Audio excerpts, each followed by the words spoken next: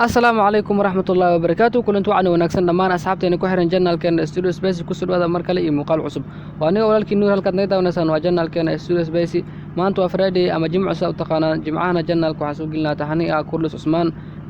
intaan muuqaal guda galin ka hor haddii tahay markuu horeysa channelka soo booqanayso fadlan daawada waxaa ka codsanaynaa channelkeena subscribe inoo saarto video like saarto sidoo kale comment iyo wadaagto wixii fikradaada aad u maasantiin maanta waa Friday channelkan waxaa soo geliyaa taxani ah Kurlis Usmaan waa qaybtii 72 seasonkii saddexaad taxanaanid sida ogtiin copyright ayuu leeyahay YouTube channelka ma soo gelin karo marka sidaas awgeeda qaab online aan ku bixiyo ayaa jiro habkaas haddaad doonaysid inaad ku daawatid ayta markuu horeysay oo channelka soo booqanayso oo aadan ka warheenin insha Allah waa ka caawin doonaa waxaa jira WhatsApp group ayaa jiro oo la sameeyay ilaa iyo 17 group ayuu marayaa 18 ayaa mar dhow sameeraa groupkaas uu ku egyahay insha Allah duu ilaa yiraahdo groupkiina wuxuu ka kooban yahay 100 ruux ayuu kooban yahay link ayaa jiro oo lagu daawado linkigaas ayaan dadka u diraa hab online ah ayuu qof ugu daawan karaa maalin walba oo Jimco ah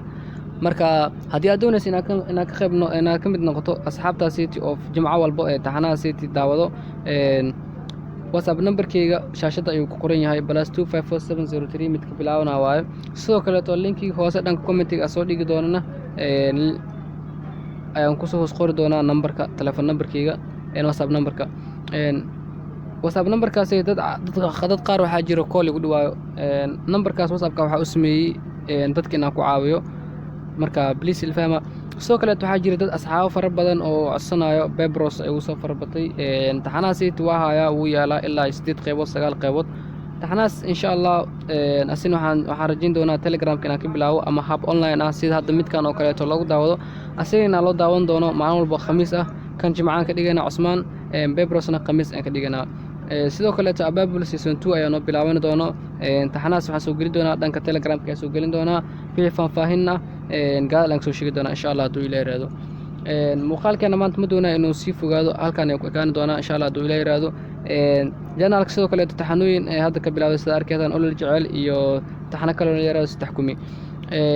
waan badin doonaa taxanooyin ilaa iyo dhowr qaybood gaari doon ilaa iyo dhowr xabo gaari doon ilaa 5 taxanooyin inaan channelka soo gelin ayaa rajaynaynaa laakiin 5 taxano kale markay noqdaan